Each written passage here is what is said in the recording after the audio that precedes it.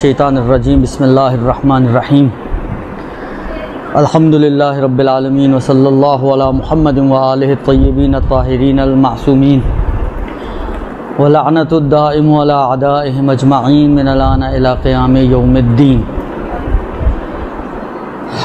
مسائل فقہ میں متفرق مسائل کے حوالے سے گفتگو ہماری چل رہی تھی، مختلف موضوعات تھے۔ آج کے جو دو موضوع دیے گئے ہیں، لیکن میں یہ سمجھتا ہوں کہ ان میں سے ایک موضوع کے اوپر تو کچھ حد تک بات چیت ہو چکی ہے، اور ایک موضوع پہ ابھی آج ہو جائے گی انشاءاللہ۔ ایک موضوع تربیت اولاد کے حوالے سے دیا گیا کہ اس کے فقہی احکام، اب کس حد تک بچوں کو مارا پیٹا جا سکتا ہے، کس حد تک بچوں کی جستجو کی جا سکتی ہے، یہ ساری باتیں تو گزر چکی ہیں، لہٰذا یہ تو میں ریپیٹ نہیں کروں گا۔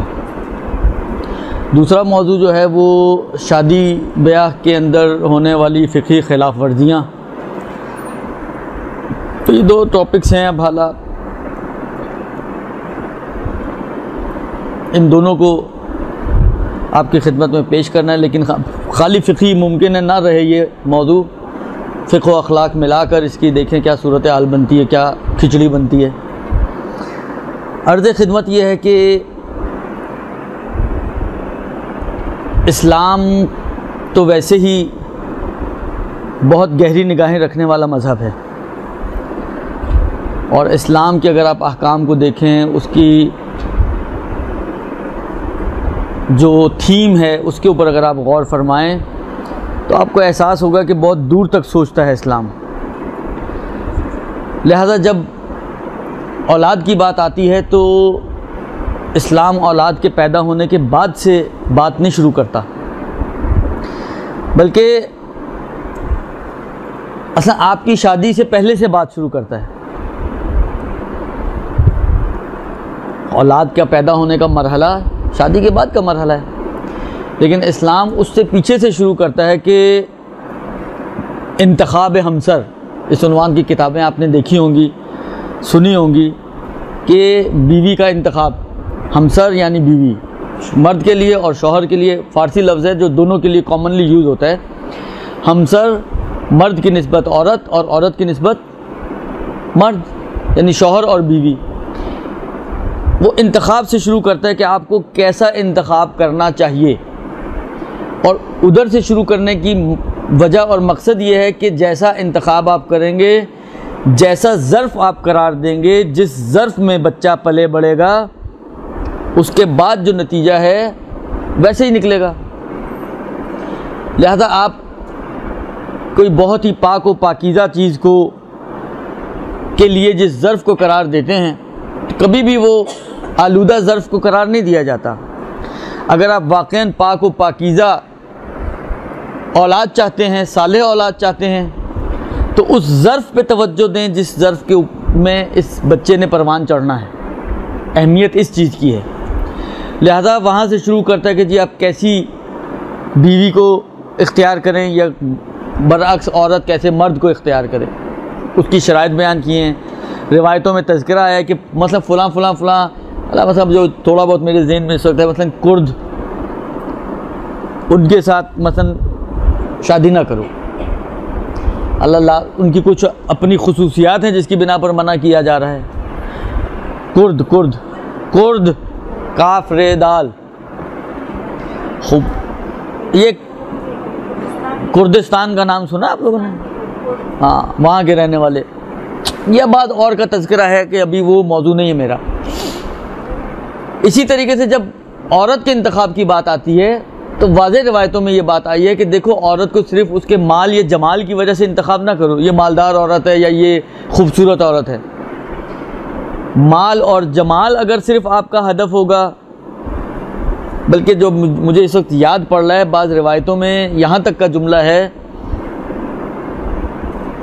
کہ ایاکم خضراء الدمن، اپنے آپ کو، وہ جو کائی ہوتی ہے نا، آپ نے دیکھا پانی پہ بیٹھی ہوئی ہوتی ہے، جب پانی بہت پرانا ہو جائے یا گندا ہو جائے اس کے اوپر ایک کائی جم جاتی ہے ہرے رنگ کی، وہ تقریباً اس سینس میں استعمال ہوتا ہے کہ اپنے آپ کو ان سے بچاؤ. لوگوں نے سوال کیا یہ کیا چیز ہے؟ تو کہا گیا بد اخلاق عورت. تو ہمیں صرف مال اور جمال ان دو کو فوکس کر کے آپ لڑکی کو یا برعکس لڑکے کو انتخاب کیا جائے، جس سے ہمارے ہاں ہوتا ہی ہے. یہ دیکھا جاتا ہے کہ جی اچھی شکل و صورت کا، اور یہ دیکھا جاتا ہے کہ اچھی کمائی کرتا ہو. اما نماز پڑھتا ہے نہیں پڑھتا ہے اس کی ہمیں ٹینشن نہیں ہوتی، گانے سنتا ہے یا نہیں سنتا اس کی ہمیں ٹینشن نہیں ہوتی، کمانے میں حلال و حرام کا خیال رکھتا ہے یا نہیں رکھتا اس کی ہمیں کوئی ٹینشن نہیں ہے. یہ ہے کہ بس اچھا کمانے والا ہونا چاہیے، چاہے حرام ہی کما رہا ہو. تو یہ چیزیں ساری کی ساری اثر انداز ہوتی ہیں ہماری اولادوں کے اوپر، اور اس کے آگے جا کے جو ہماری یہ جو بنیادیں بننی ہیں وہ پھر خراب آپ کی ابتدا سے ہونا شروع ہو جاتی ہیں. لہذا ان چیزوں کے اوپر توجہ دی گئی ہے کہ کیسی عورت کو اختیار کیا جائے اور کیسے مرد کو اختیار کیا جائے. روایت کا جملہ یہ ہے کہ اگر تمہاری بیٹی کے لیے کوئی ایسا رشتہ آئے کہ جس کے اخلاق سے تم مطمئن ہو اور تم اس کی شادی اگر نہ کرو تو زمین میں ایسا فتنہ برپا ہوگا کہ جس کا ازالہ نہیں کیا جا سکتا، جو قابل جبران نہیں ہوگا، جس کا کوئی علاج ممکن نہیں ہوگا. تو پیغمبر یہ بھی کہہ سکتے تھے کہ کوئی ایسا مرد اگر آ جائے یا کسی ایسے لڑکے کا رشتہ آ جائے جو خوبصورت ہو، جو مالدار ہو. پیغمبر نے نہ مال کو کرائٹیریا بنایا نہ جمال کو کرائٹیریا بنایا، اخلاق کی بات کی ہے. اس کے اخلاق سے، اس کے دین سے. ہمارے ہاں برعکس صورتحال ہوتی ہے. یعنی بعض اوقات یہ ہوتا ہے کہ کسی مثلا ایران، عراق، نجف کہیں پہ بھی پڑھنے والا ایک اسٹوڈنٹ ہے، اس کا رشتہ آتا ہے تو ہم لوگ سوچتے ہیں یار یہ تو بالآخر یہ کھلائے گا کہاں سے. حالانکہ بالآخر دین کے اعتبار سے شاید اطمینان بھی ہوتا ہے. میں نہیں کہہ رہا ہوں کہ سارے اسٹوڈنٹ ایک ہی لیول کے ہوتے ہیں، سب کے اوپر آپ کو اطمینان بھی آ جائے، لیکن اللہ بالفرض آپ جانتی ہیں بعض اوقات ہوتا ہے کہ انسان کے اپنے رشتہ داروں میں سے ہوتا ہے، بچپن سے آپ کا دیکھا بالا ہے، آپ کو اس کے اخلاق و کردار اور اس کے دین سے آپ مطمئن ہیں. منتہا آپ کو صرف ٹینشن ہے کہ یہ تو خود بیچارہ ایک اسٹوڈنٹ زندگی گزارے، اسٹوڈنٹ لائف ہے اس کی، اس کے پاس خود کھانے کو نہیں ہوگا تو یہ ہماری بیٹی کو کہاں سے کھلائے گا. تو یہ سوچنا آپ کا کام ہے. بلکہ برعکس روایتوں کے مطابق اصلا رزق و روزی تو ہے ہی آپ کی بیٹی کے نصیب کا. رزق و روزی عورت کے نصیب کا ہے، اولاد مرد کے نصیب کی. یہ بات روایتوں میں ہے یہ چیز. تو اگر فرض کریں کہ ایک آدمی فقیر آدمی ہے، آپ کی بیٹی کے نصیب میں رزق و روزی ہوگی تو اس کو مل جائے گا. وہ آپ کی بیٹی کی نصیب سے وہ بھی مالدار بن جائے گا. نہ یہ کہ آپ یہ فور سوچیں گے وہ فقیر آدمی ہے تو یہ میری بیٹی کو کیسے کھلائے گا، بلکہ آپ کی بیٹی اس کو کھلائے گی.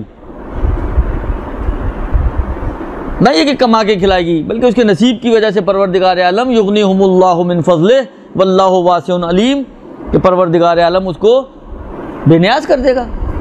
لہٰذا یہ وہ چیزیں نہیں ہیں جن کو کرائٹیریا بنایا جائے. اصل چیزیں جن کو کرائٹیریا بنانے کی ضرورت ہے وہ انسان کا دین، انسان کا اخلاق، انسان کا کردار، یہ چیزیں ہیں. اور ان چیزوں کے ذریعے اگر آپ انتخاب کرتے ہیں تو پھر وہاں پر آپ زیادہ توقع رکھیں. یعنی امید زیادہ ہوتی ہے کہ جو اولاد ہوگی وہ بہتر ہوگی، صالح ہوگی اور دیندار اولاد ہوگی. اما جب چوز کرنے پر آتے ہیں تو ہم ایسے چوز کرتے ہیں کہ اصلا دین کو چھوڑ کے دنیا کو معیار بناتے ہیں، اور اس دنیا کو معیار بنانے کے بعد ہم چاہتے ہیں کہ ان کے ذریعے سے ہمیں جو بچے ملے ہیں وہ کوئی آیت اللہ خوئی بنے تو کوئی آیت اللہ خمینی بنے تو کوئی آغا مقدس اردبیلی بنے. خوب بن سکتے ہیں لیکن بنانے کے لیے آپ بھی تو کچھ کریں. آپ بنانے کے جو عوامل ہیں اس کے بالکل برعکس جا رہے ہیں. مثلا فرض کریں ہوا اس رخ پہ جا رہی ہے، اگر آپ کو اس کے اگینسٹ جانا پڑے کشتی کو تو چلی تو جائے گی لیکن کتنے ایفرٹس کرنے پڑیں گے اس کے لیے. طاقت زیادہ لگے گی، جان زیادہ لگانی پڑے گی. لیکن اگر آپ اسی فلو پر جائیں جس فلو پر ہوا ہے تو آپ آسانی سے اپنے مقصد تک پہنچ جائیں گے. لہٰذا جو اہمیت کی حامل چیز ہے وہ یہ چیزیں ہیں کہ آپ دین کو معیار بنائیں، اور ان چیزوں کو کہ مال کیسا ہے اور شکل کیسی ہے. اور بہرحال ہماری بچیوں کے بھی دماغ میڈیا نے ماشاءاللہ اتنے خراب کیے ہوئے ہیں آج کل کہ ممکن ہے ماں باپ مان بھی جائیں مگر بچیاں ماننے کے لیے تیار نہیں ہوتی ہیں آج کی. تو یہ کس کے ساتھ میری شادی کر رہی ہیں آپ؟ آج کل کی تو بچیوں کی بھی مشکلات ہیں. لیکن یہ ساری اب دیکھیں، میں پہلے بھی کئی مرتبہ یہ بات عرض کر چکا ہوں کہ یہ وہ مشکلات ہیں کہ جو ہم نے اپنے ہاتھوں سے پیدا کی ہیں. اب یہ جو ہمارے اپنے ہاتھوں کی پیداوار ہو، اب اس کو کیا کس طرح اس کو علاج کر سکتے ہیں؟ اب بعض اوقات اتنی زیادہ جڑیں گہری ہو چکی ہوتی ہیں کہ آپ کے لیے علاج بھی ان چیزوں کا ممکن نہیں ہوتا، پھر آپ کمپرومائز پر آ جاتی ہیں، اس لیے کہ بالآخر آپ سوچتے ہیں زندگی اس نے گزارنی ہے، ٹھیک ہے پھر جو ہوگا دیکھی جائے گی، وہ جانے اور اس کا نصیب جانے، لہذا پھر آپ اس کو اس کے نصیب کے حوالے کر دیتی ہیں، اور اس کے نتیجے پھر جو ہو رہے ہیں اس وقت آپ کے سامنے صورتحال ہے کہ طلاق کا ریشو کس حد تک بڑھ چکا ہے، کس حد تک بڑھ چکا ہے، اور آپ جا کے صرف ان کیسز کو بررسی کریں، کوئی بہت بڑے بڑے ایشوز آپ کو نہیں ملیں گے وہاں پر۔ صحیح ہے بات، میں نہیں کہہ رہا ہوں کہ 100% کیسز ایسے ہی ہیں، لیکن ایک بہت بڑی تعداد کیسز ایسی آپ کو ملے گی کہ جس میں کوئی بہت بڑے عوامل نہیں ملیں گے طلاق کے لیے، چھوٹی چھوٹی چیزیں جس کے اوپر طلاق دی جا رہی ہے یا طلاق لی جا رہی ہے، جن میں سے ایک بہت ہی کامن ایشو جو ہے وہ جی وقت نہیں دیتا مجھے شوہر میرا۔ اب ایک طرف سے آپ نے ماشاءاللہ شوہر کو اتنا مجبور کیا ہوا ہے کہ وہ آپ کی فرمائشیں پوری کرنے کے چکر میں پونا دن تو گھر سے باہر رہتا ہے، اب باقی جو چند گھنٹے رہ گئے اس میں جب تھکا آ رہا آئے گا تو آپ کو کیا وقت دے گا؟ آپ دیکھیں اس میں بھی میں کوئی مردوں کو فیور نہیں دینا چاہ رہا ہوں، لیکن جو فیکٹس ہیں اس کا انکار نہیں کیا جا سکتا، جو ریالٹیز ہیں آپ اس سے تو منہ نہیں موڑ سکتی نا۔ میں اس وقت بولوں جی رات ہے تو آپ کا کیا خیال ہے؟ رات ہو جائے گی، رہے گا تو دن ہی، تو جو ہے وہ ہے۔ میں کسی کو فیور نہیں کرنا چاہ رہا ہوں، لیکن اگر آپ دیکھیں جو، کیونکہ میرے پاس کیسز آتے ہیں، ڈسکشنز ہوتی ہیں، بات چیت ہوتی ہے، ایک بڑا ایشو جو اس وقت معاشرے کا ہے وہ یہی ہے کہ جی شوہر جو ہے، اصل میں ڈراموں میں دیکھتے ہیں وہ ہر 5 منٹ بعد وہ آفس بعد میں جاتا ہے اور گھر پہلے ہوتا ہے،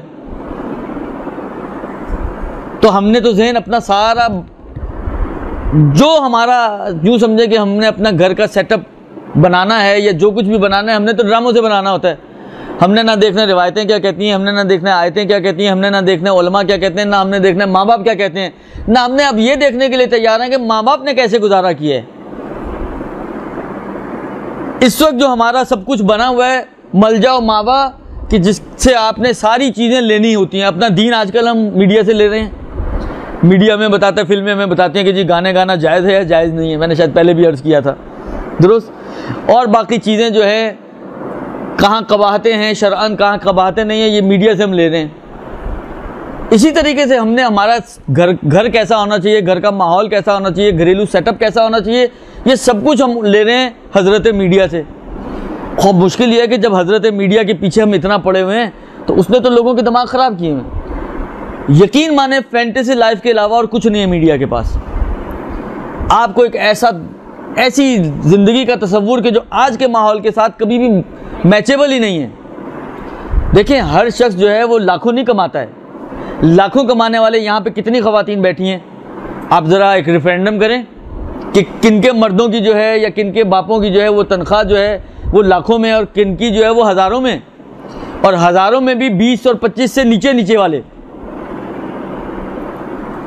آج کل میں انکار نہیں کر رہا ہوں کہ ایسے لوگ نہیں ہیں، یقیناً ہیں کہ جو بڑے بڑے چھکے مارتے ہیں، درست، لیکن جو نارمل زندگی ہے، آپ نارمل لائف میں اگر آپ آئیں، عام معاشرے کی عمومی سطح کے اوپر اگر آپ آئیں تو عمومی سطح میں کتنے ایسے لوگ ملیں گے آپ کو؟ عمومی سطح تو وہی ہے جو ہزاروں میں کما رہے ہیں اور ہزاروں میں ہی خرچ کر رہے ہیں۔ میں نے کہا واقعی اس وقت کی سچویشن یہ ہے کہ اچھی خاصی ایک بڑی مقدار لوگوں کی جو وائٹ کالر ہیں ان کے لیے زندگیاں گزارنا مشکل ہے، اس لیے کہ ان کا وائٹ کالر ان کو اجازت نہیں دیتا کہ وہ لوگوں کے آگے اپنے ہاتھ پھیلائیں، دوسری طرف سے انکم اتنی نہیں ہے، تیسری طرف سے ایکسپینسز کا تو کوئی روک تھام ہی نہیں ہے، جائیں تو کہاں جائیں، ان کے پاس دبنے کے اور گھٹنے کے علاوہ اور کوئی آپشن نہیں ہے۔ لہذا ہماری مشکل جو سب سے بڑی ہے وہ یہی ہے کہ ہم لوگ سب کچھ جو ہے گھریلو ماحول سے لے کر اور الا ماشاء اللہ اپنے دین تک ہم میڈیا سے لینے کے چکر میں اس وقت، اور میڈیا نے ہمیں واقعاً پاگل بنایا ہوا ہے اس وقت کہ ہمارا گھر کیسا ہونا چاہیے۔ میں نے پہلے بھی یہ عرض کر چکا ہوں کہ لڑکیوں کے ذہنوں میں، بچیوں کے ذہنوں میں ایک ایسی زندگی کا تصور آ چکا ہے کہ جب وہ خارجی دنیا میں بیاہ کر اپنے شوہروں کے گھر جاتی ہیں میچنگ ہی نہیں ہو پاتی ہے، جب میچنگ ہی نہیں ہو پاتی ہے تو سیٹنگ بھی نہیں ہو پاتی ہے، ہر وقت یعنی پہلے دن سے جھگڑے شروع ہوتے ہیں بعض گھروں میں اور پھر اختتام اسی وقت ہوتا ہے کہ جب یہ دونوں گھرانے الگ الگ ہو جائیں۔ یہ کوئی زندگی گزارنے کا نہ طریقہ ہے، نہ رنگ ہے، نہ ڈھنگ ہے۔ اس طرح نہ زندگیاں گزرتی ہیں اور نہ ہی اسی طرح یہ مشکلات ہماری قابو میں آ سکتی ہیں۔ زندگیاں گزارنے کا سب سے اہم ترین گر یہی ہے کہ آپ ریالٹیز کو سمجھنے کی کوشش کریں، فینٹیسی لائف سے باہر آ جائیں، تخیلاتی اور خیالاتی زندگی سے باہر آ جائیں اور ایک حقیقی چیز کے پیچھے جائیں، تو آپ کو پھر اندازہ ہوگا کہ کیا ہو رہا ہے اور کیسے ہو رہا ہے۔ خلاصہ یہ کہ یہ جب سلسلہ شروع ہوتا ہے شادی کا، تو ہمارے گھرانوں میں ابتدا سے ہی بعض چیزوں کا خیال نہیں رکھا جاتا، جس کا نتیجہ یہ نکلتا ہے کہ آگے جا کے مشکلات اور خرابیاں پیدا ہوتی ہیں۔ دیکھیں بزرگان نے بھی یہ بات کہی ہے، ظاہراً امام خمینی کا قول نقل کیا جاتا ہے، آدم شدن چے مشکل، ملا شدن چے آسان۔ آدم شدن چے مشکل یعنی آدمی بننا یا انسان بننا کتنا مشکل کام ہے، وہ ملا شدن چے آسان۔ اس کے برعکس ملا بننا بہت آسان ہے، خود 4 اصطلاحیں تو یاد کرنی ہے نا، 4 اصطلاحیں آپ یاد کر لیں، 4 چیزوں کو رٹا مار لیں، آپ ملا ہیں۔ اما ملا ہونے سے کوئی انسان نہیں بن جاتا۔ انسان تراشنا اور انسان بنانا یہ اتنا مشکل کام ہے کہ جس کام کے لیے پروردگار عالم نے 1.25 لاکھ انبیاء بھیجے ہیں، جس کام کے لیے پروردگار عالم نے آئمہ کو خلق کیا ہے، تاکہ انسان بن جائیں، یعنی جو ظاہری شکل میں انسان ہے وہ حقیقی انسان بن جائیں۔ اس ظاہری انسان کو حقیقی انسان بنانا واقعاً آسان کام نہیں ہے، لیکن اس کے باوجود یہ آپ لوگوں کا ایک کمال ہے کہ پروردگار عالم نے اس کام کے لیے جہاں انبیاء کو بھیجا ہے، جہاں ائمہ کو بنایا ہے، قرار دیا ہے کہ وہ انسانوں کی تربیت کریں، ان کا معاون آپ لوگوں کو قرار دیا ہے۔ ماں کی گود سب سے پہلی درسگاہ ہے ایک بچے کے لیے، بلکہ اگر جو باتیں اب تک میں کہہ چکا ہوں تو یہ جملہ غلط ہے کہ ماں کی گود، شکم مادر سے شروع کریں آپ، تو وہ سب سے پہلی درسگاہ ہے بچے کے لیے۔ وہاں سے سلسلہ شروع ہوتا ہے تربیت کا، وہاں سے انسان بنانے کا پروسیس شروع ہوتا ہے۔ شاید اسی وجہ سے بعض روایتوں میں یہ ہے کہ السعید سعید فی بطن امہ والشقی شقی فی بطن امہ، جو سعادت مند ہے وہ ماں کے پیٹ سے سعادت مند ہے، اور جو بدبخت ہے وہ ماں کے پیٹ سے بدبخت ہے۔ یعنی وہیں سے سلسلہ شروع ہونا ہے، وہیں پر طے ہونا ہے کہ اس نے آگے جا کے سعادت مند بننا ہے یا اس نے آگے جا کے شقاوت مند بننا ہے۔ تو آپ سوچئے کہ عورت کا کتنا اہم رول ہے کسی انسان کو انسان بنانے میں، کتنا اہم رول ہے، اس لیے کہ اسی کی گود سے اس بچے نے نکلنا ہے۔ اب دیکھنا یہ ہے کہ یہ بچہ انسان بنا کے عورت معاشرے کے حوالے کرتی ہے یا اس بچے کو کیا بنا کے پیش کرتی ہے معاشرے کے حوالے سے۔ بقول آغا وحید حفظہ اللہ، جناب زہرا سلام اللہ علیہ کی شاید ولادت یا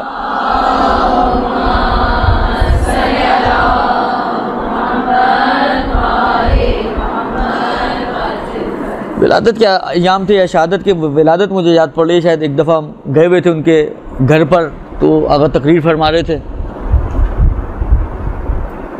ایک نقطہ جو انہوں نے بیان فرمایا وہ یہی تھا کہ جناب زہرا سلام اللہ علیہ کا کمال یہ تھا کہ انہوں نے حسنین جیسے بچوں کی تربیت کی اور ان کو معاشرے کے حوالے کیا۔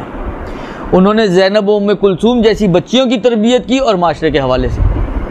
یہ 18 برس کا سن ہے، اس 18 برس کے سن میں جو کمال کیا ہے، ان کمالات میں سے ایک کمال انہوں نے یہ گنوایا کہ ایسے بچوں کی، حسن و حسین جیسا، زینب و ام کلثوم جیسے بچے تربیت کر کے معاشرے کے حوالے کیے۔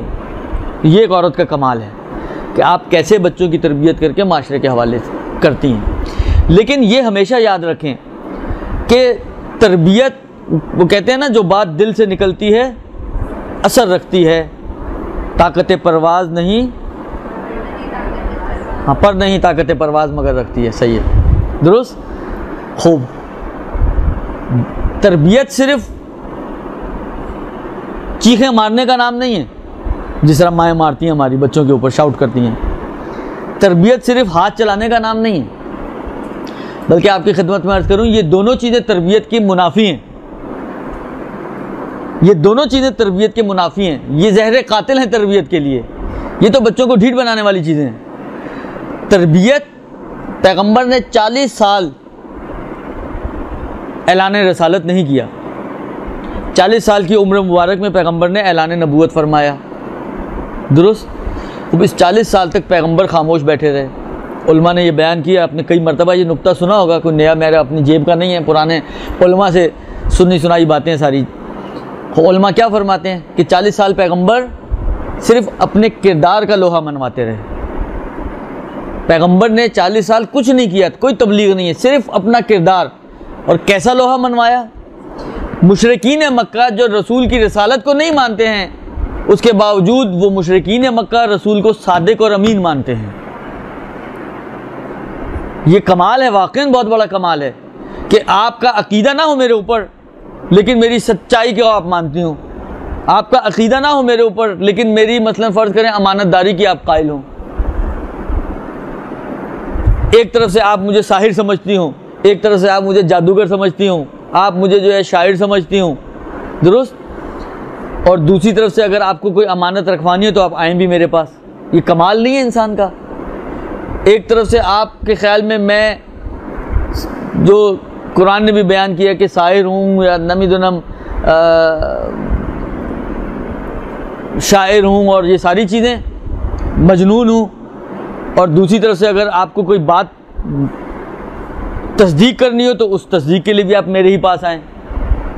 کتنا بڑا کمال ہے انسان کا۔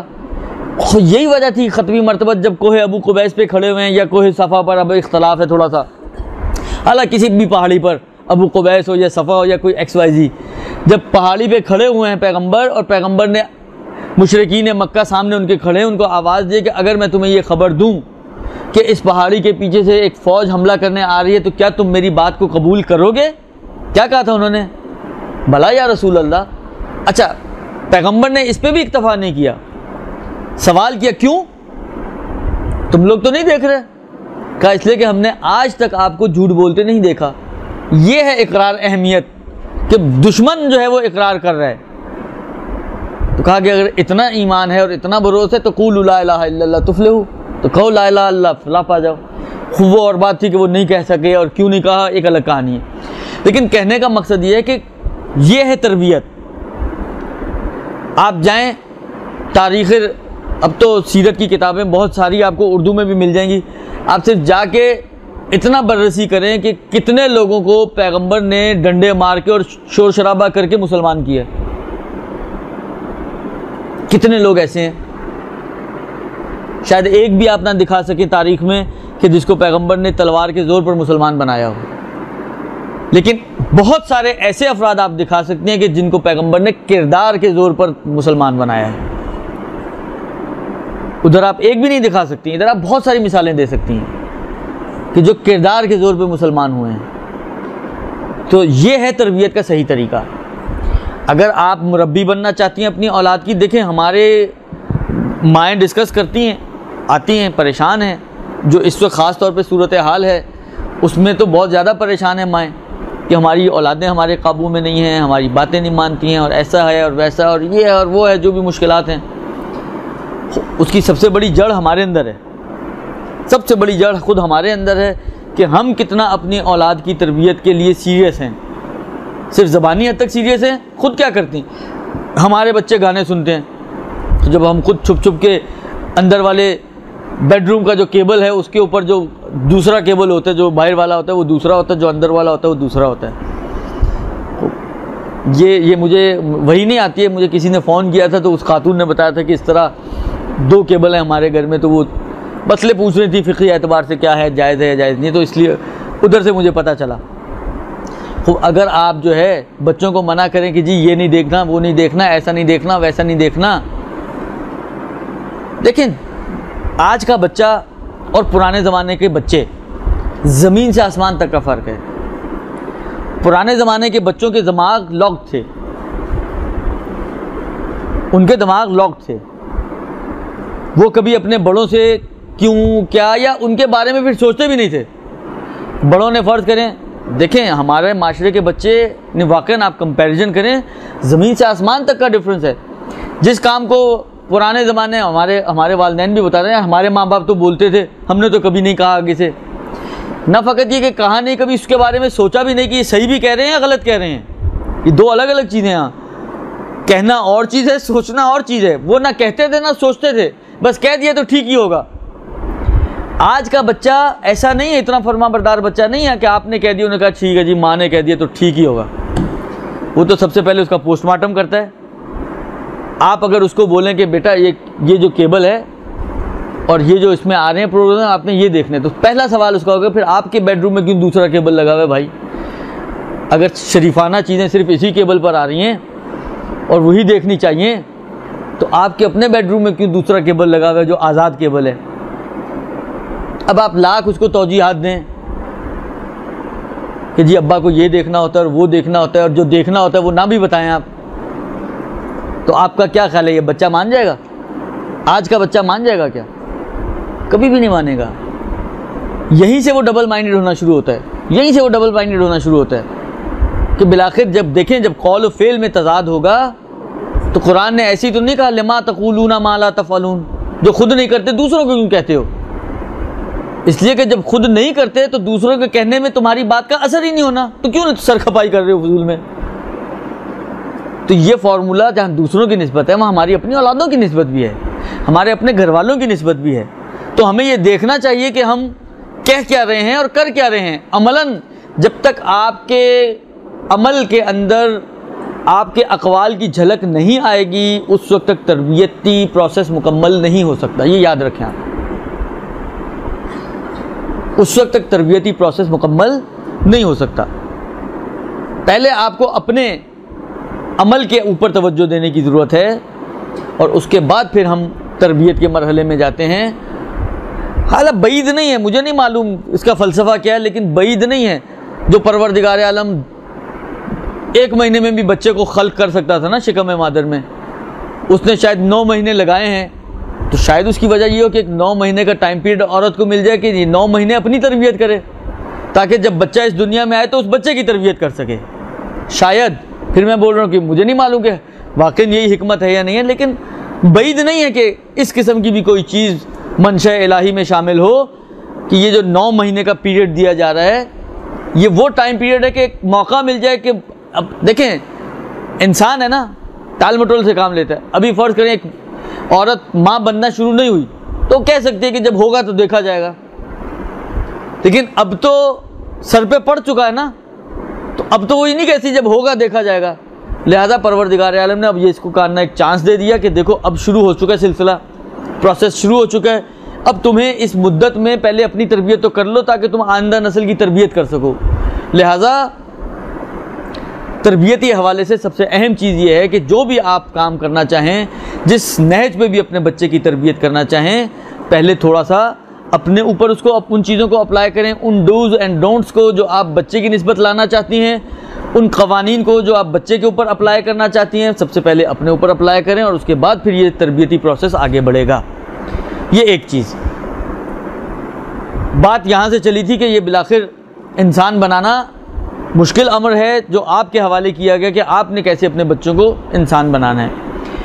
دیکھیں جب ہمارے گھر میں شادی بیاہ ہوتی ہیں بہت ساری ایسی چیزیں ہیں کہ جن کا خیال رکھنا واقعی ضروری ہے, ویسے ہی واجب ہے لیکن وہاں پر زیادہ ضروری ہے. جو ایک بابرکت محفل ہوتی ہے ہماری, ہم اس بابرکت محفل کو ایک شیطانی محفل میں تبدیل کر دیتے ہیں. جب محفل بابرکت ہوگی تو بابرکت ہونے کا مطلب ہے یہ وہ محفل ہے کہ جو مورد عنایت پروردگار عالم ہے, جس کے اوپر پروردگار عالم کی نظر ہے, برکت نازل کرنا چاہتا ہے خدا اس محفل پر. لیکن ہم اسی محفل کو اتنا بڑا اس کے اندر یو ٹرن لے آتے ہیں کہ وہ بابرکت محفل ایک شیطانی محفل بن جاتی ہے. اور آپ کو معلوم ہے کہ رحمان اور شیطان ایک جگہ پہ جمع نہیں ہو سکتے. اگر شیطان ہے تو رحمان کہے گا ٹھیک ہے اس کو رکھو میں چلتا ہوں, اور اگر رحمان ہے تو وہاں پر شیطان آنے کی کوشش ضرور کرتا ہے, لیکن تو یہ ہمارا کام ہے کہ رحمان کے ہوتے ہوئے شیطان کو نہ آنے دیں. ہماری جو دیکھیں رسم و رواج میں آپ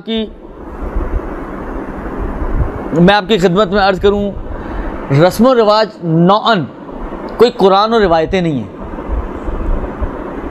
اکثر ہماری جو رسم و رواج ہیں نہ وہ کوئی قرآن ہے نہ کوئی روایت ہے اور نہ ہی قرآن و روایت سے آتھورائزڈ ہیں. یہ ہمارے معاشرتی اور ہمارے اپنے ذہنوں کی بنائی ہوئی اختراعات ہیں کہ جو معاشرے میں رواج پیدا کر چکی ہیں. دیکھیں میں یہ نہیں کہتا کہ آپ ہر قدم پر جھگڑیں یا ہر چیز میں جھگڑیں. ضرورت ہے اس بات کی کہ ان کو تھوڑا سا پیوریفائی کیا جائے. ان رسم و رواج کو تھوڑا بہت پیوریفائی کرنے کی ضرورت ہے کہ آپ بررسی کریں اور تحقیق کریں پہلے اور چیک کریں کہ ان میں سے کون سی وہ رسم و رواج ہیں جو شریعت سے بالکل منافی ہیں اور کون سے وہ رسم و رواج ہیں کہ جو شریعت سے بہرحال منافی بین معنی کہ حرام کے دائرے میں شامل نہیں ہو رہی ہیں. وہ رسم و رواج کے جو منافی شریعت ہیں اور حرام کے دائرے میں داخل ہو رہی ہیں اس میں تو کمپرومائز کی کوئی گنجائش ہی نہیں نکلتی. لہذا وہ تو اب ایسی چیزیں ہیں کہ جس کو کہیں کہ بھرپور انداز سے کوشش کرنی ہے کہ کم سے کم اگر ہماری شادی ہو تو اس میں وہ چیزیں وجود میں نہ آئیں. آپ مجھے یہ بتائیں کہ جو رواج ہے معاشرتی رواج، آپ نہ کہیے گا کہ میری شادی میں ہوا تھا یہ کام مگر ہم نے حرام نہیں ہونے دیا اس میں. وہ میں اکا دکا کی بھی بات نہیں کر رہا ہوں، میں ایک عمومی بات کر رہا ہوں. مجھے آپ یہ بتائیں کہ کون سی شادی ہے کہ جس میں مہندی کی رسم ہو اور اس میں بیہودگیاں نہ ہوئی ہوں. عموماً بالعموم بات ہو رہی ہے. پھر میں بات عرض کر رہا ہوں، کوئی کھڑا نہ ہو جائے بیچ میں سے کہ جی ہمارے یہاں مہندی کی رسم ہوئی تھی مگر کوئی بیہودگی نہیں ہوئی تھی. ہو سکتا ہے، لیکن عمومی طور پر یہ مہندی کی رسم شاید میرا خیال ہے یہ ہوتی بیہودگیوں کے لیے، شاید قراری بیہودگیوں کے لیے دی گئی ہے یہ، جس میں لڑکیوں کا اختلاط ہوتا ہے، ناچ گانا ہوتا ہے، یہ ساری چیزیں. تو آپ خود سوچیں جو اتنی بابرکت محفل ہو، یعنی یہ عقد نکاح کی محفل ان محفلوں میں سے ہے کہ جو دعا کی قبولیت کی محفل ہے اور اس میں یہ ناچ گانا اور بیہودگیاں ہو رہی ہوں تو آپ کا کیا خیال ہے؟ یہ بابرکت محفل رہے گی؟ اس محفل میں اس ناچ گانے کے ساتھ دعا کو قبول کرایا جائے گا، یہ دعا قبول ہوگی، اس کی طرف خدا کی نظر رحمت ہوگی. یعنی جس مقدس رشتہ، یعنی مقدس ترین رشتوں میں سے ایک رشتہ ہے رشتہ ازدواج، جس مقدس رشتے کی بیس ان چیزوں کے اوپر ہو کہ جہاں پہ ناچ گانے چل رہے ہوں، بیہودگیاں ہو رہی ہوں، لڑکوں لڑکیوں کا اختلاط ہو. اور یہ وہ اختلاطات ہوتے ہیں جس میں لڑکے اور لڑکیاں جس کو کہیں گے موقعوں سے فائدہ اٹھاتے ہیں، دونوں پارٹیاں. آپ خود بتائیں کہ کیا یہ اس ایسا رشتہ کہ جو ان چیزوں سے گوندا جا رہا ہو، پھر آپ کہیں کہ جناب اس ماں کی کوکھ سے مقدس اردبیلی پیدا ہو تو کیسے پیدا ہوگا؟ جہاں پر خیال رکھنا چاہیے تھا کہ شاید اس خیال رکھنے کے نتیجے میں یہ مقدس اردبیلی واقعاً پیدا کر سکتی تھی، وہاں پر خیال نہیں رکھا گیا تو کیسے پیدا ہوگا مقدس اردبیلی؟ لہذا سب سے پہلی مشکل تو یہیں پہ آتی ہے کہ جو مہندی کی رسمیں ہیں وہ مرد و زن کا اختلاط جس طریقے سے ہمارے یہاں ہوتا ہے وہ حرام والا ہی ہوتا ہے. حجاب اور نقاب میں خواتین نہیں ہوتی اور اپنے آپے میں مرد نہیں ہوتے.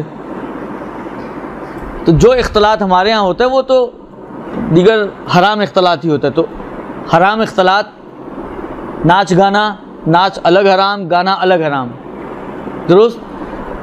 پھر اللہ نیکی دے اور جس طرح لڑکے لڑکیاں ایک دوسرے کو ہاتھ مار رہے ہیں، مذاق کر رہے ہیں، حرام مذاق، بعض اوقات دائرہ حرام کی حد تک پہنچ جاتا ہے ان ساری چیزوں کا. تو یہ ساری چیزیں اتنے حرام ہونے کے بعد پھر ہم کیا توقع رکھ سکتے ہیں؟ لہٰذا سب سے پہلا مسئلہ تو یہی آتا ہے کہ ہر وہ محفل کہ جو حرام ہو اور جس میں آپ حرام میں مبتلا ہو رہی ہوں، خود اس محفل میں جانا ہی حرام ہے آپ کے لیے،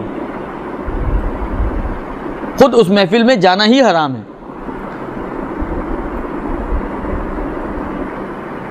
ہاں اگر آپ اس میں سے کسی بھی حرام کا حصہ نہ بن رہی ہوں کہ جو عام طور پر اس قسم کی محفل ہوتے ہیں بہت مشکل ہوتا ہے. پھر آپ حصہ نہ بننے کا مطلب شاید یہی ہوگا کہ آپ اس کمرے میں موجود ہوں, کسی ساتھ والے کمرے میں بیٹھی ہوئی ہوں, تو پھر صحیح ہو جائے گا. ورنہ ایسی محفل میں کہ جہاں پر انسان خود حرام میں شریک ہو رہا ہو, اس محفل میں جانا ہی حرام ہے. اور خاص طور پر جب انسان کو پہلے سے ہی معلوم ہو کہ میں نے حرام میں مبتلا ہونا ہے, یہ اور نہ معلوم ہو تو جب حرام میں مبتلا ہونا شروع ہو جائے تو اس پہ واجب ہو جائے گا کہ وہ اس محفل کو ترک کر کے باہر نکل جائے. تو یہ ایک بہت بڑی غلطی ہے جو ہمارے معاشرے میں. اب یہ بہت مجھے دکھ اور افسوس کے ساتھ ایک جملہ کہنا دل چاہ رہا ہے کہ کہہ دوں, لیکن ڈر بھی لگتا ہے. لیکن بہرحال جو ہے وہ ہے. میں نے کہا نا کہ دیکھیں کبوتر کی آنکھیں بند کرنے سے بلی چھوڑ کے تو نہیں جائے گی. جو ہے وہ ہے کہ اس مشکل میں خاص طور پہ ہماری سادات فیملی بہت زیادہ ملوث ہیں. یعنی صورتحال برعکس ہیں. سادات کو اپنی سیادت کا پاس رکھتے ہوئے, اپنے اس نسب کا پاس رکھتے ہوئے, اپنے اس رشتے کا جو ان کو رسول اور ائمہ سے ہے اس کا پاس رکھتے ہوئے کم سے کم ان چیزوں میں ملوث ہونا چاہیے تھا. جبکہ سادات سے چھوڑتے ہوئے ایسی قومیں ہیں کہ جو ان چیزوں میں کم سے کم ملوث ہیں یا ہیں ہی نہیں ملوث. اور سادات ماشاءاللہ سب سے آگے نظر آتے ہیں ہمیں, on the top of the list. آخر انسان کسی اور چیز کا پاس نہ کرے, اس رشتے کا تو پاس کر لے, اس نسب کا تو پاس کرے کہ جس نسب کے اوپر آپ کو افتخار کرنا چاہیے. اور افتخار ہے آپ کے لیے کہ آپ رسول کی اولاد میں سے ہیں. مطلب یہ افتخار کہ آپ رسول کی اولاد میں سے ہیں, یہ ہر وقت آپ کے سامنے رہنا چاہیے, خاص طور پہ شادی بیاہ کے موقع پہ, کہ جہاں پر اس افتخار کی زیادہ اہمیت ہے کہ انسان اسی افتخار کو اور اسی نسب کو مد نظر رکھتے ہوئے پروردگار عالم سے بہت سارے بینیفٹس حاصل کر سکتا ہے. مگر ہم بالکل صورتحال برعکس ہے. میں کیا عرض کروں. خب یہ ایک چیز. اس کے علاوہ جو ہماری شادی بیاہ کی محفلیں ہوتی ہیں اور اس میں نارملی ان چیزوں کا خیال نہیں رکھا جاتا. ایک تو یہ کہ دولہے کا خواتین میں جانا, جو صورتحال ہماری ہوتی ہے, جس حلیے میں ہماری خواتین ہوتی ہیں, اب میں بار بار نہ کہوں خاص طور پہ سادات کی تو بہتر ہے میرا خیال ہے, لیکن جس حلیے میں ہماری خواتین ہوتی ہیں, میک اپ بھی کیا, حالانکہ حلیے سے مراد ضروری نہیں کہ کپڑے ان کے بیہودہ ہوں, بالآخر میک اپ کیا ہوا ہوتا ہے, بال کھلے ہوتے ہیں. تھوڑی دیر کے لیے ہم فرض کر لیتے ہیں, اگرچہ ہوتا نہیں ہے لیکن فرض کر لیتے ہیں کہ لباس میں کوئی خرابی نہیں ہے, لیکن خود یہ میک اپ, کھلے بال ہونا وغیرہ وغیرہ, یہ خود رکاوٹ ہے اس بات کی کہ یا تو مرد نہیں آنا چاہیے, یا اگر آ رہا ہے تو سب کو حجاب شرعی میں ہونا چاہیے. کون ہے وہاں اپنا میک اپ خراب کرے گی؟ جو اتنے اہتمام سے کروایا ہو تو خراب کرنے کے لیے تو کوئی بھی نہیں کرواتا. لہٰذا یہ ایک دوسری بڑی مشکل ہے. دیکھیں یہ چیزیں ہو سکتی ہیں کہ انسان بجائے اس کے کہ بہت ہی مجمع میں یا عمومی جگہوں پہ اس قسم کی رسموں کو انجام دے, انسان اس قسم کی رسموں کو مؤخر کر دے. گھر میں جب صرف فیملی ممبر رہ جائیں وہاں پہ بھی تو ہو سکتے سارے کام. یا اگر فرض کریں کہ کوئی ایسی صورتحال ہے جیسا مثلا بعض اوقات ہوتا ہے جی مہمان آئے ہوئے ہیں تو ان کو چیزیں دکھانی ہوتی ہیں اور یہ وہ, تو دولہے کے بغیر بھی دکھائی جا سکتی ہیں. اس کے لیے دولہے کا آنا, اٹھ کے آنا تو ضروری نہیں ہوتا. خلاصہ اس میں بہت ضروری ہے کہ اگر لایا بھی جائے یا بلایا بھی جائے, اگر جہاں پہ جائز حدیں بھی ہیں تو وہاں پر یہ حجاب اور ان چیزوں کی مشکلات کو حل کر کے ان کو لایا جائے. پھر بہت سے خاندانوں میں بزرگوں کے مصافحے کی رسم ہوتی ہے, ہاتھ چومنے کی رسم ہوتی ہے. بعض اوقات وہ بزرگ محرم ہیں تو بعض اوقات نہ محرم ہیں. شادی کے موقع پہ حلال حرام اور حرام حلال تو نہیں ہو جاتا. حلال محمدی حلال الی یوم القیامہ و حرامہ حرام الی یوم القیامہ. یہ تو نہیں آیا کہ حرامہ حرام الی یوم القیامہ الا یوم شادی. کوئی یہ یوم شادی کو کوئی استثناء تو نہیں کیا گیا. لہذا نتیجتاً ان باتوں کا بھی خیال رکھنے کی ضرورت ہے کہ ایک مقدس رشتے کا آغاز ہے, ابتدا ہے. جتنا زیادہ انسان اپنے آپ کو حرام کاموں سے بچائے اتنا ہی بہتر. آگے کے جو مراحل ہیں کہ جو انسان جن میں پازیٹیو نتیجہ لینا چاہتا ہے ان نتائج تک انسان پہنچ سکتا ہے۔ اب میں نے کہا نا کہ آپ پیوریفائی کرنے کی ضرورت ہے۔ دودھ پلائی کی رسم ہمارے یہاں ہوتی ہے، ماشاءاللہ سالیاں اور سہیلیاں اور دولہا میاں گتھم گتھا ہو رہے ہوتے ہیں۔ کون سی شریعت اس کی اجازت دیتی ہے؟ کون سا دین اس کی اجازت دیتا ہے؟ جوتے چھپائی کی رسم ہوتی ہے، وہ بہنوئی کی جیب کو اچھل کے جو ہے وہ اس کو خالی کرنے کے چکر میں رہتے ہیں۔ میں نے خلاصہ یہ کہ یہ ایسی رسمیں ہیں کہ جس کے اندر حلال کے امکانات بہت کم ہیں، حرام کے امکانات بہت زیادہ ہیں۔ لہٰذا یہ رسمیں کہ جو حرام تک منجر ہوتی ہیں، چاہے جوتا چھپائی کی رسم ہو، چاہے دودھ پلائی کی رسم ہو، اور الا بلا ایکس وائی زی جتنی بھی رسمیں ہیں، ان کے اوپر تو بالآخر کاٹی مارنے کی ضرورت ہے ہی ہے، وہ تو ویسے ہی شریعت اجازت نہیں دے رہی۔ لہٰذا یہ ایک طرف۔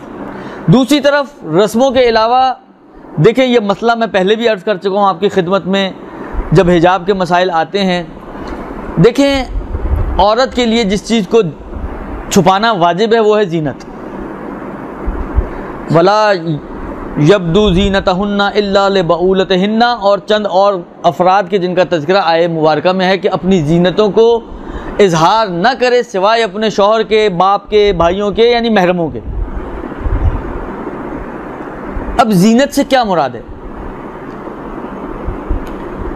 زینت، اب میں آیت کی بات نہیں کر رہا، مسئلے کی بات کر رہا ہوں کہ فقہی مسئلے کے اعتبار سے زینت عمومیت رکھتی ہے، چاہے یہ زینت آپ کے چہرے، ہاتھوں وغیرہ پر ہو، چاہے یہ زینت آپ کا لباس ہو۔ یہ مسئلہ میں کئی مرتبہ عرض کر چکا ہوں کہ اگر کسی کا لباس خود زینت کا ایک مصداق ہو، بہت ہی کڑھائی والا لباس پہنا ہوا ہے، اوپر سے ہمارے ہاں کیا ہوتا ہے، نیچے سارا زینت والا لباس ہوتا ہے، اوپر سے ایک سکارف لے لیتے ہیں، وہ بھی باہر چمکیلا سا، تو ہو گیا حجاب، اور ہم بن گئے شرعی۔ آیا یہ شریعت ہے؟ یعنی واقعاً شریعت آپ کو اجازت دیتی ہے کہ اس حلیے میں آپ باہر نکلیں نامحرموں کے سامنے؟ کم سے کم شریعت مقدس اسلام تو اس بات کی اجازت نہیں دیتا۔ اب آپ کی اپنی کوئی نئی شریعت ہو تو الگ مسئلہ ہے۔ لہذا اگر آپ کو یاد ہو، جنہوں نے وہ مسائل سنے ہیں یا پڑھے ہیں کہ جس میں حجاب کی بات آتی ہے، وہاں پہ فقہا بیان فرماتے ہیں کہ اگر آپ کا سکارف، یعنی اس وقت بھی یہاں بیٹھی ہوئی خواہران کئی ایسی ہیں کہ جن کا سکارف خود زینت ہے، ممکن ہے آپ کا کوٹ زینت ہو، ممکن ہے آپ کا لباس زینت ہو، یہ تینوں چیزیں زینت ہو سکتی ہیں۔ اگر آپ کا کوٹ، اگر آپ کا عبایا، اگر آپ کا ڈریس، اگر آپ کا سکارف یہ خود زینت کا ایک مصداق بن رہا ہے تو اس کو بھی چھپانے کی ضرورت ہے۔ لا تبدو ہے یا یبدو ہے، تبدو ہے، لا تبدو زینتہن الا لبعولتہن، اظہار نہ کرو اپنی زینتوں کو سوائے اپنے شوہروں کے۔ شوہروں کے علاوہ اور محرموں کے علاوہ زینت کا اظہار جائز نہیں ہے، حرام ہے۔ یعنی اگر آپ کا ڈریس ایسا ہے یا آپ کا سکارف ایسا ہے، اس کے اوپر آپ کو ایک اور ایسی چیز اوڑھنی پڑے گی کہ جو خود زینت نہ بنتی ہو، وَإِلَّا ایک زینت کو چھپانے کے لیے آپ نے چادر لی، وہ خود زینت، اس کو چھپانے کے لیے ایک اور چادر لیں گی تو آپ تو چادروں تلے دب جائیں گی۔ پھر آپ کا کیا بنے گا یہ تو اللہ ہی جانتا ہے۔ اگر خاص طور پہ گرمی کا موسم ہو تو شاید آپ کے شوہر خوش ہو جائیں، اس لیے کہ جان چھٹتی ہوئی نظر آ رہی ہوگی ان کو۔ تو عرض خدمت یہ ہے کہ یہ ضروری ہے کہ انسان اپنی زینتوں کو چھپائے۔ آپ جا کے دیکھ لیں محفلوں میں، جو شادی کی محفلیں ہوتی ہیں، کتنی خواتین ایسی ہوتی ہیں، دیکھیں بہت سی خواتین کہتی ہیں جی ہم نے گھر سے گاڑی میں بیٹھنا ہے، وہاں دروازے پہ اترنا ہوتا ہے گاڑی سے اور اندر چلے جانا ہے۔ تو بالآخر جہاں پہ آپ دروازے پہ اترتی ہیں گاڑی سے، اور جو پیسیج ہوتا ہے جہاں سے آپ گزر کے جا رہی ہوتے ہیں، جہاں سارے آپ کے بھائی حضرات کھڑے ہوتے ہیں، تو وہ نسبی بھائی تو نہیں ہیں کہ آپ کہیں جی ان سے پردہ ساقط ہو گیا ہے، وہ اخلاقی بھائی ہیں سارے، لہٰذا ان سے تو پردہ ساقط نہیں ہوتا۔ تو عرض خدمت یہ ہے کہ یہ صرف وہ عذر ہیں کہ جو ہم اپنے گناہ کو چھپانے کے لیے یا اپنے آپ کو جسٹیفائی کرنے کے لیے بعض اوقات لے کر آتے ہیں۔ کہ جی گاڑی پہ بیٹھنا ہے، گاڑی سے چڑھنا ہے، خوب گاڑی جہاں جا رہی ہوگی، کالے شیشوں والی گاڑی ہے تو پولیس پکڑ لے گی آپ کو، اور اگر کالے شیشے نہیں ہیں تو سارے اندھے ہیں کیا بیٹھے ہوئے پورے معاشرے میں؟ معاشرے کے سارے مرد حضرات اندھے ہیں کہ جس میں ایک بنی بنائی خاتون بیٹھی ہوئی اور کسی کو نظر ہی نہیں آ رہی ہے؟ ایسا کہیں بھی نہیں ہوتا. انسان ایسے عذر لے کر آئے کہ جس کو بلاخر کم سے کم اپنے آپ کو تو بیوقوف نہ بنائے انسان، دوسروں کو چلو بنا لے، اپنے کو تو نہ بنائے. بلکہ خود قرآن کہتے ہیں بل الانسان علی نفسہ بصیرہ ولو القی معاذیرہ، انسان اپنے آپ کو بہتر سمجھتا ہے. ہم نے تو اس آیت کو بھی پیچھے چھوڑ دیا. قرآن کہتا ہے کہ انسان اپنے آپ کو بہتر سمجھتا ہے، اگرچہ ٹال مٹول سے کام لیتا ہے دوسروں کے لیے. ہم تو دوسرے اپنے لیے بھی بعض اوقات ٹال مٹول سے کام لے رہے ہوتے ہیں. لہذا دوسرا بڑا ایشو جو آتا ہے وہ ہمارے حجاب کا مسئلہ آتا ہے. وہ ہمارے حجاب کا مسئلہ آتا ہے، خواتین کے حجاب کا. لہذا اگر آپ صحیح ہے، خواتین کہتے ہیں جی ہم شادی میں جا رہے ہیں، ہم کسی کی فوتگی پہ تو نہیں جا رہے. ٹھیک ہے آپ شادی میں جائیں، لیکن جو آپ نے زینت اور زیبائی کرنی ہے وہ آپ کی اندر رہنی چاہیے. خوب شادی میں جانے کے لیے کیا فرض کریں اوپر اگر آپ کالی چادر اوڑھ کے جائیں اور اندر جا کے اندر گھس کے ہال کے اندر بالکل، اگر وہاں پہ اگر یہ بھی مسئلہ آتا ہے، یعنی اتنا دقیق مسئلہ ہے کہ اگر ایسی جگہ آپ جائیں کہ جہاں پر احتمال ہو کہ کوئی نامحرم آپ کو دیکھے گا، احتمال منتہا احتمال عقلائی، تو وہاں پہ بھی آپ اپنے حجاب کو ختم نہیں کر سکتی. اور جہاں پہ بھائی حضرات گھوم رہے ہوتے ہیں، کوئی ڈشیں لے کر آ رہا ہے، کوئی ڈشیں لے کے جا رہا ہے، کوئی پیپسیاں لے کر آ رہا ہے، کوئی پتہ نہیں کیا لا رہا ہے، کوئی کیا نہیں لا رہا ہے، وہ اتنے سارے ویٹرز گھوم رہے ہوتے ہیں. خوب وہاں پہ کہاں آپ کو اجازت ملے گی کہ آپ اپنا حجاب اندر جا کے بھی ختم کر سکیں؟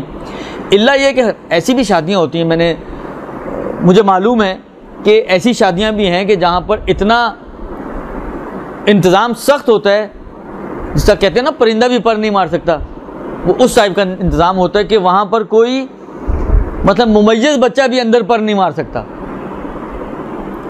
اتنی سخت شادیاں مجھے معلوم ہے کہ ہوئی ہیں اس معاشرے میں، اسی معاشرے میں، آپ کے اسی کراچی میں.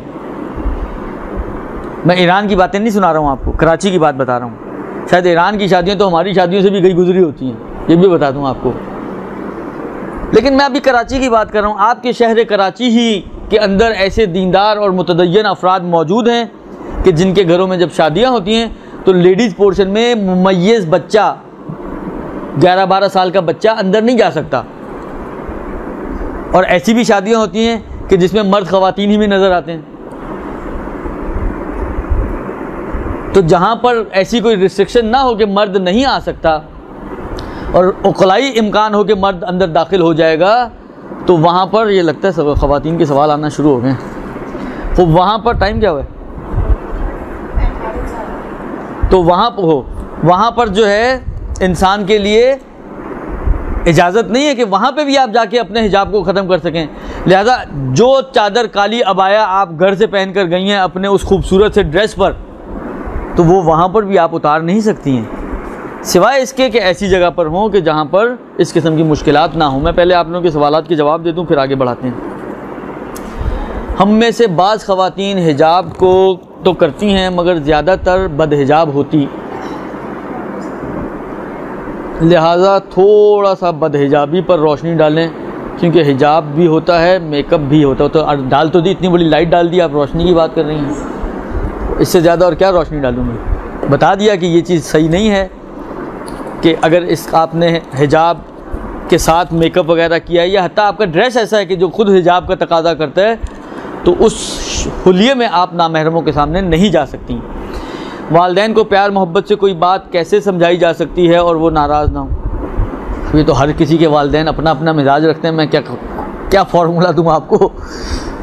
میں یہی کہہ سکتا ہوں کہ پیار محبت سے سمجھائیں. اب جس کو وہ پیار محبت سمجھتی ہوں، البتہ ممکن ہے ایک چیز ایک کے لیے پیار محبت ہو، دوسرے کے لیے وہ پیار محبت نہ بنتی ہو. یہ تو ایک عرفی سی چیز ہے.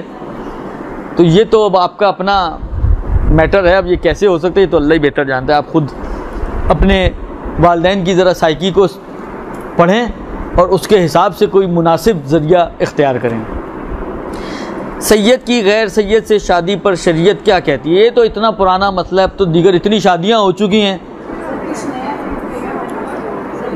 مسئلہ ہے کہ یہ تو اب اتنی شادیاں ہو چکی ہیں کہ اب بندہ کیا بولے. اتنے سارے شیوخ علماء حضرات کی زوجات جو ہیں وہ امام خمینی کے داماد شیخ، آغا گل پائگانی کے داماد شیخ، شیخ سے مراد غیر سید، درست، اور الا ماشاء اللہ آپ کو بزرگان ملیں گے کہ جن کی اپنی جو زوجات تھیں وہ خود علماء فیملی سے تھے اور عالم با عمل افراد، مجتہدین افراد، مگر انہوں نے ایسے گھرانوں میں شادیاں کی ہیں۔ شرعاً کوئی حرج نہیں ہے، لیکن اگر کسی علاقے میں یا کسی منطقے میں بہت زیادہ حساسیت ہے تو کوئی واجب تو نہیں ہے کہ انسان سیدانی سے شادی کرے۔ تو شہر بدر ہونے سے بہتر ہے، پتھر کھانے سے بہتر ہے کہ انسان غیر سیدانی سے شادی کر لے، وہ شاید مناسب تر ہے، ورنہ شرعاً کوئی حرج نہیں ہے۔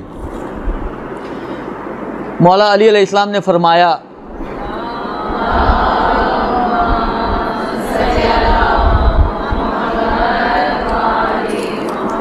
یہ مولا علی کا قول میں آخر میں دیکھتا ہوں اگر وقت بچا تو، کسی رشتے کرانے والی خاتون نے کہا کہ لڑکے یا لڑکی کی شادی کے سلسلے میں 3-4 سال عمر کم بتائی جا سکتی ہے اور اس کا فتویٰ موجود ہے۔ وہ ان کا اپنا ہی فتویٰ ہوگا، ورنہ فقہ نے ایسا کوئی فتویٰ نہیں دیا کہ آپ 3-4 سال جو ہے وہ عمر کم بتائیں گے، یعنی جھوٹ ہو جائے گا دیگر، تو کون سا فقی جو ہے جھوٹ کو حلال کرے گا؟ لہٰذا یا تو ان سے فتوے کی کاپی لے لیں، آسان طریقہ یہ ہے کہ فتوے کی کاپی دے دیں، ایسا کوئی فتویٰ نہیں ہے۔ امام رضا علیہ السلام کی ولادت کی مستند تاریخ کون سی ہے؟ دیکھیں اب یہ مستند میں کیا عرض کروں، روایتوں میں اختلاف ہے۔ جو آپ کے کسی نے آغا سیستانی سے پوچھا ہوا ہے، استفتاء ہے کہ جی مثلا ولادتوں میں یا شہادتوں میں 2-3 تاریخیں بعض اوقات آ جاتی ہیں، جیسے جناب زہرا میں ہے یا اور باقی ائمہ بھی ہے، تو انہوں نے یہ فرمایا کہ جو آپ کے معاشرے میں مشہور ہے اس کے مطابق عمل کریں، تو بس جو مشہور ہے جو رائج ہے اس پر عمل کریں آپ۔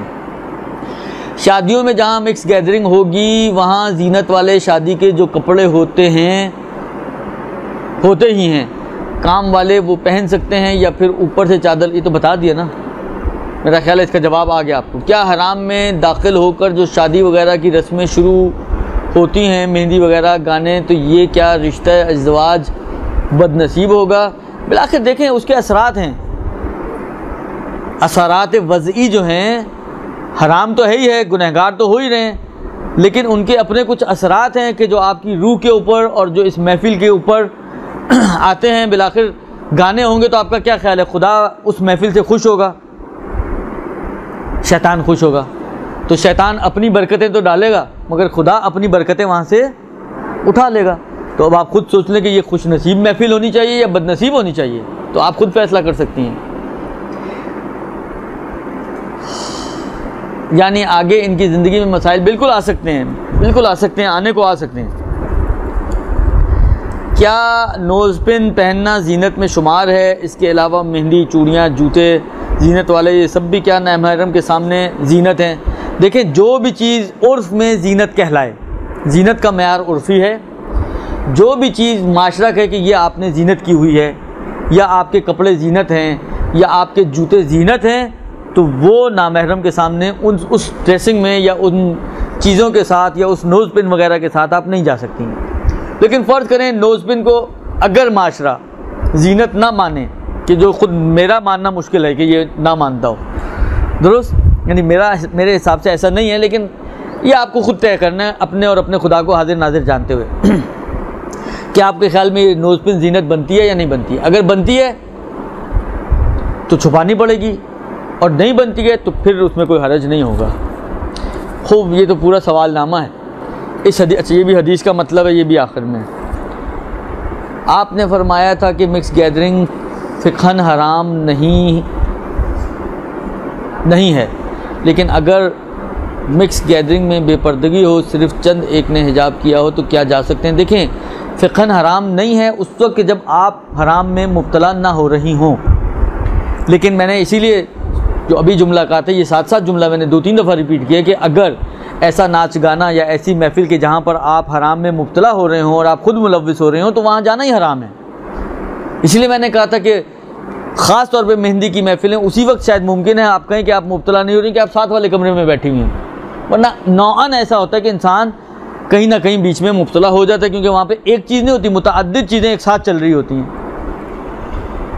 لہذا فرض کریں کہ اگر فرض کریں چند عورتیں بدحجاب ہیں یا بے حجاب ہیں یا چند نے حجاب کیا ہوا ہے تو آپ حجاب میں جاتی ہیں، آپ کے اوپر کوئی حرام میں آپ ملوث نہیں ہوتی تو آپ کے لیے جانے میں کوئی حرج نہیں ہے۔ اب یہ کہ ہم اگر جاتے ہیں تو اس کا مطلب یہ ہے کہ ہم اس عمل پہ راضی ہیں، تو اب دو صورتیں ہو سکتی ہیں۔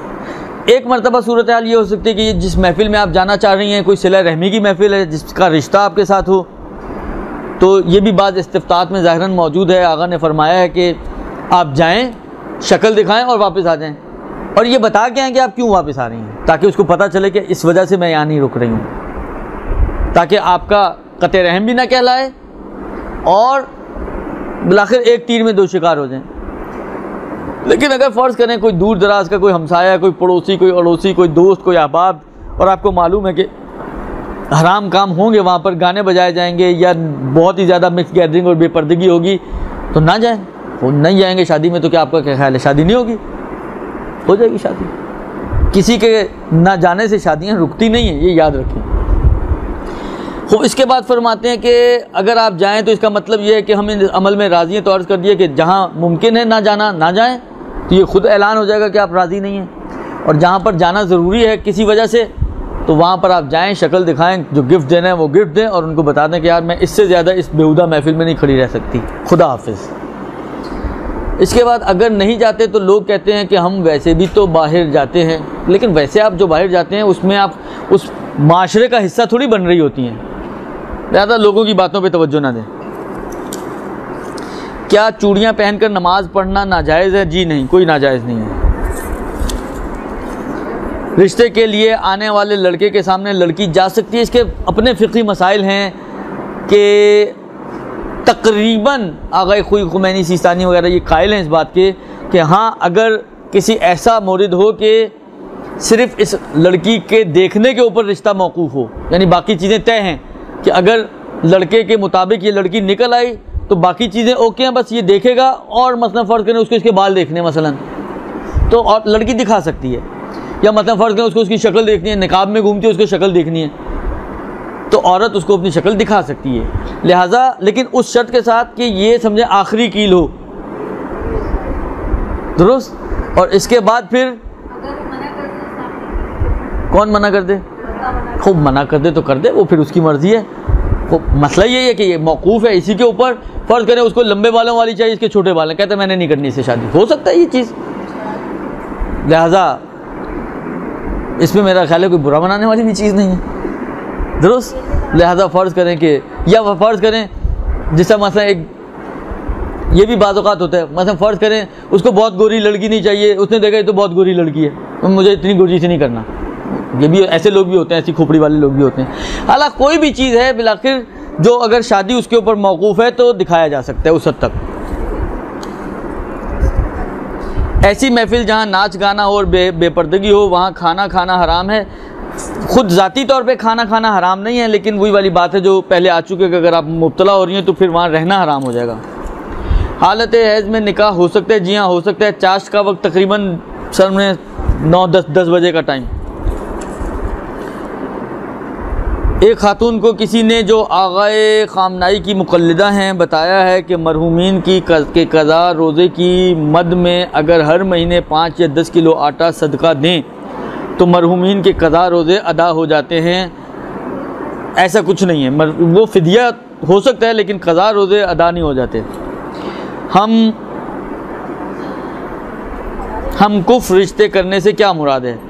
ہم کف یعنی ہم پلہ، جو معاشرتی حساب سے آپ کا لیول کا آدمی ہو، اس کو کہتے ہیں ہم کف، لیول کا آدمی ہو آپ کے۔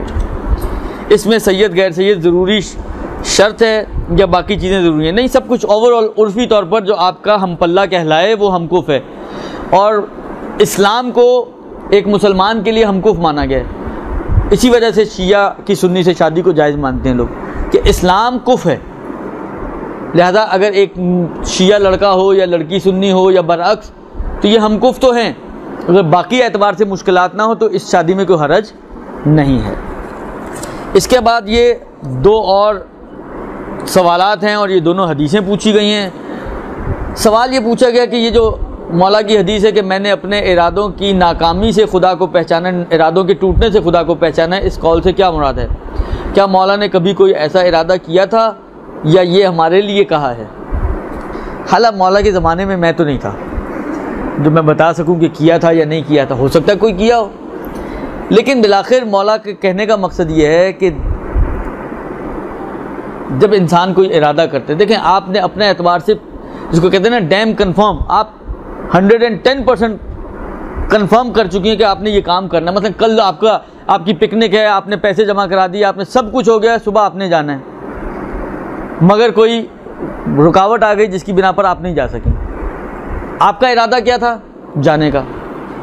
جا سکی؟ نہیں جا سکیں. یہ سمجھاتا ہے آپ کو کہ آپ کے اوپر بھی ایک طاقت اور قدرت موجود ہے کہ اصل جو ہے وہ ہے. میں لاکھ ارادے کر لوں, اگر وہ نہ چاہے تو آپ کا ارادہ عمل ہی نہیں ہوگا. یہ اس سینس میں ہے کہ کیونکہ یہ ایک قسم کا آپ کو رہنمائی کرتا ہے خدا کی ذات اور خدا کی قدرت کی طرف, لہذا فرماتے ہیں کہ میں نے اپنے خدا کو اپنے ارادوں کے ٹوٹنے سے پہچانا ہے. یہ تو ایک حدیث ہو گئی. دوسری حدیث فرماتے ہیں کہ امام تقی علیہ السلام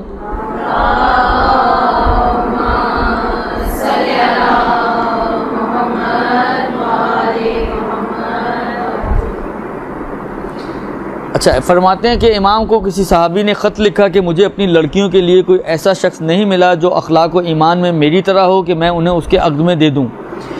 امام نے جواب میں لکھا, تم نے جو کچھ اپنی لڑکیوں کے بارے میں لکھا ہے اس سے آگاہی حاصل ہوئی, خدا تم پر رحمت کرے. لڑکی کے معاملے میں اس قدر احتیاط کی ضرورت نہیں ہے, نہ ملنے کی صورت میں. درست, نہ ملنے کی صورت میں اتنی احتیاط کی ضرورت نہیں ہے. لیکن اگر فرض کریں آپ کے سامنے دو آپشن ہوں, ایک آپشن یہ ہو کہ جناب لڑکا مطمئن, دیکھیں میں یہ نہیں کہہ رہا کہ بالکل وہ انتظار میں بیٹھا ہوا کہ بیوی آئے اور کمائے اور مجھے کھلائے, میں ایسے کی بھی بات نہیں کر رہا ہوں. فرض کریں کہ ایک دیندار لڑکا ہے, وہ بھی کما رہا ہے, وہ بھی کھا رہا ہے, ممکن ہے شکل میں تھوڑا اس کی نسبت کے جو دیندار نہیں ہے تھوڑا ہلکا ہو, تو آپ اس شکل کو بیس نہ بنائیں کہ یار چلو بالآخر دونوں کھا پی رہے ہیں, وہ شکل میں خوبصورت ہے تو چلو میں اس سے شادی کر لوں, جبکہ وہ دیندار نہیں ہے. یہ کام نہ کریں.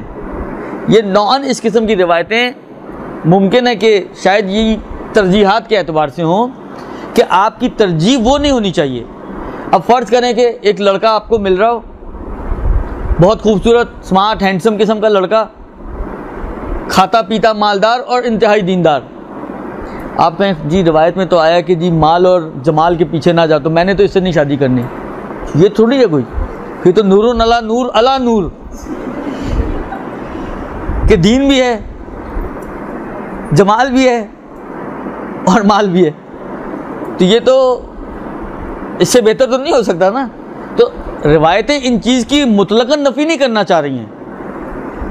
روایتیں جو نفی کرنا چاہ رہی ہیں وہ اس اعتبار سے کہ انہی کو آپ فوکس کریں اور انہی کو آپ اپنا کرائٹیریا بنائیں.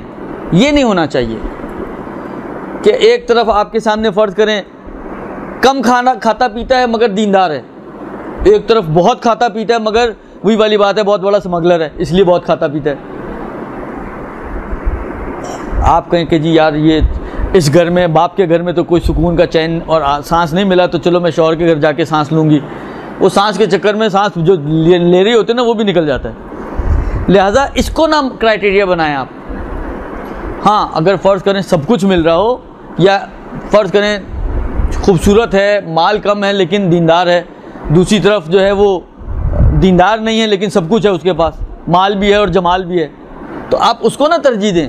پھر دین آپ کی اہمیت ہونی چاہیے اور دین آپ کا ہدف ہونا چاہیے, اس کو آپ مد نظر رکھیں. تو پروردگار عالم دیکھیں, میں آپ کی خدمت میں عرض کروں, آپ کو اسی معاشرے میں, اسی دنیا میں یعنی واقعاً ایسے رشتے نظر آئیں گے, ایسے کپلز نظر آئیں گے کہ آپ دیکھتے ہی آپ کی عقل جو ہے نا وہ دنگ رہ جاتی کہ یار یہ کیسا بے جوڑ قسم کا کپل ہے. میں نے خود دیکھے ہیں ایسے کپلز اور جانتا ہوں ایسے کپلز کو. مثلا فرض کریں عورت انتہائی خوبصورت, مرد اس کا اپوزٹ دن اور رات, لیکن بڑی اچھی نبھ رہی ہے. آپ کا کیا خیال ہے اس رشتے کی لذت کیا چہرے کے حسن میں ہے, رنگ کی سفیدی میں ہے؟ یہ آپ جب عقد پڑھتے ہیں جو اس کے بعد دعا کی جاتی ہے, اصل کمال وہ ہے, وہ الفت و محبت جو پروردگار عالم ایجاد کرتا ہے اس رشتے کے ذریعے سے, یہ بے نظیر ہے, یہ کہیں آپ کو اور نہیں ملے گی. اس میں یہ سارے کمیاں جو ہیں وہ کمپنسیٹ ہو جاتی ہیں. ساری کمیاں کمپنسیٹ ہو جاتی ہیں. آپ خدا کے اوپر بھروسہ تو کریں. آپ کہیں جی رنگ، آپ کہیں جی جمال، آپ کہیں جی ٹام کروز چاہیے کوئی، تو کتنے ٹام کروز آئیں گے؟ ایک ہی ہے وہ تو ایک کے ساتھ کتنی شادیاں ہو سکتی ہیں؟ میکسیمم 4، وہ بھی اگر وہ مسلمان ہو جائے تو باقیوں کا کیا ہوگا؟ لہذا ان چیزوں کے پیچھے نہ جائیں، معیار ان چیزوں کو قرار دیں. آپ دیکھیں دین نے کچھ سوچ کے یہ باتیں کی ہیں.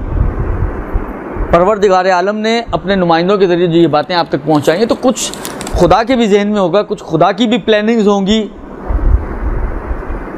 ساری پلاننگز ہماری نہیں ہوتی. اور اس قسم کی شادیوں میں کہ جو مال اور بعض اوقات جمال اور گھر کو دیکھ کر اور گاڑیوں کو دیکھ کر کی جاتی ہیں، یہ بہت بڑا مصداق بنتا ہے اسی روایت کا جو بھی آپ نے پوچھی کہ ارادوں کے ٹوٹنے سے کیسے خدا، اس سے کیا مراد ہے؟ کہ انسان سمجھتا ہے کہ گاڑیاں ہوں گی، گھر ہوں گے، بنگلے ہوں گے، نوکر ہوں گے، چاکر ہوں گے تو بڑی پرسکون زندگی گزرے گی. یہ سب کچھ ہونے کے باوجود اتنی ہی بے چین اور مضطرب زندگی گزار رہی ہوتی ہے عورت بعض اوقات. لہٰذا یہ اب کیا حدیثیں ساری حدیثیں آج ہی پوچھنے آپ لوگوں نے. مولا کے قول کے مطابق جس پر احسان کریے، تو آ چکا ہے پہلے بھی شاید، اس کے شر سے بچو. حالانکہ ممکن ہے شاید امیر المومنین کے ذہن میں جو بیان فرمایا مولا نے کہ جس پر احسان کرو اس کے شر سے بچو، کہ عام طور پہ معاشرے میں کیا ہوتا ہے؟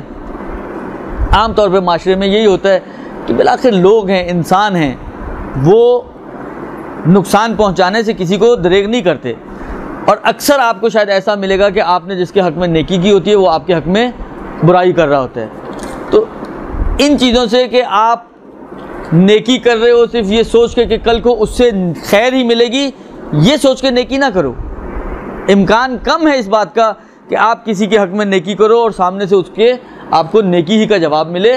نوعاً جو عام طور پہ ہوتا ہے معاشرے میں وہ برعکس ہوتا ہے.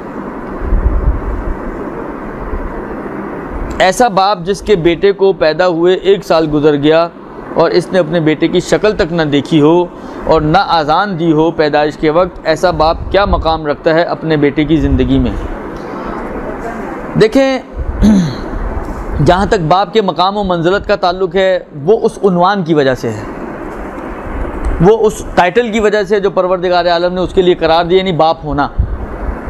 لہذا ایسا باپ اس بچے کا ولی بھی ہے. ایسا باپ اگر بچہ کل کو اس کا گریبان پکڑنا چاہے تو اس کے لیے حرام ہے. اس باپ کو بھی اس بچے کے لیے اذیت پہنچانا حرام ہے. یہ سارے احکام اس کے باپ ہونے کی وجہ سے اس کے لیے قرار دیے گئے ہیں.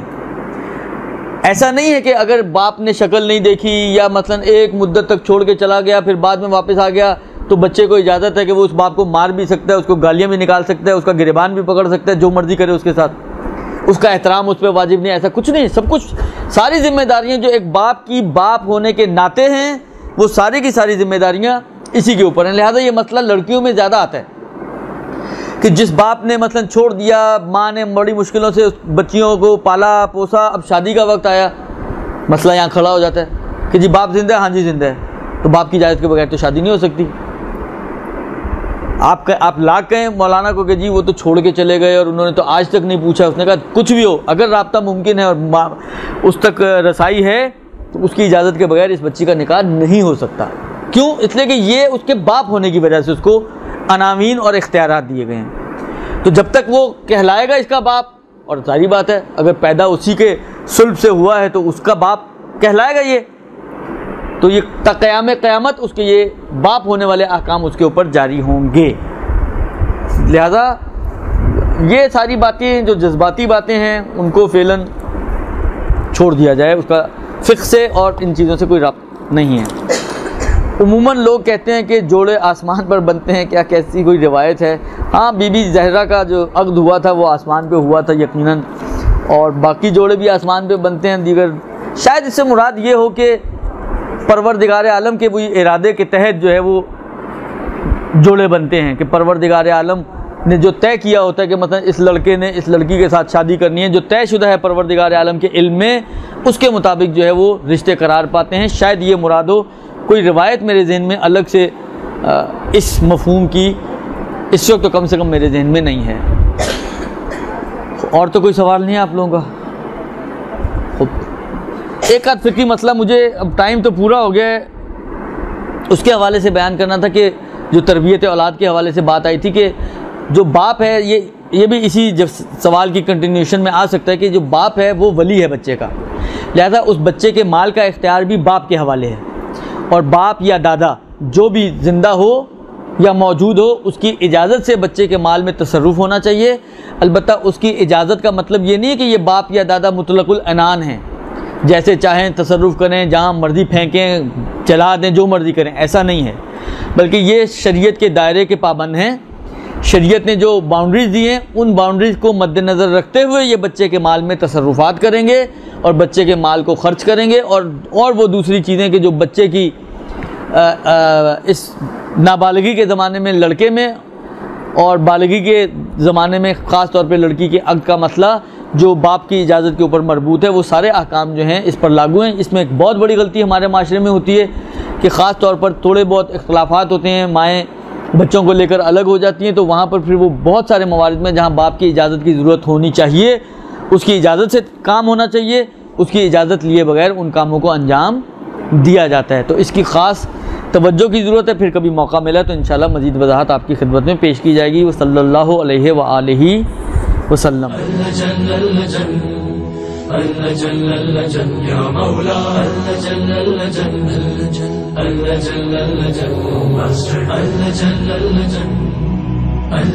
يا صاحب السماء